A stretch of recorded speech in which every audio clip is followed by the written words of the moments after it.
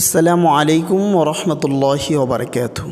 দেশ ও প্রবাস থেকে যারাই এই ভিডিওর চিত্রটাকে দেখছেন, আশা করি প্রত্যেকেই বুঝতে পারছেন এটা কিসের দৃশ্য হতে পারে।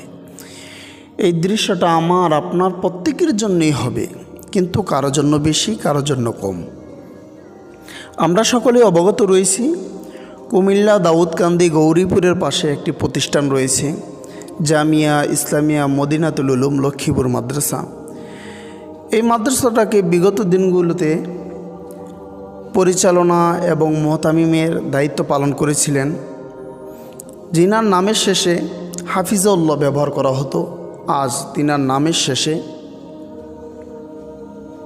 রহমাতুল্লাহ আলাইহি ব্যবহার করতে হয়। যিনার নামের শুরুতে আলহাজ মুফতি ব্যবহার করা হতো, আজ নামের শুরুতে মরহুম শব্দটাকে ব্যবহার করতে হবে।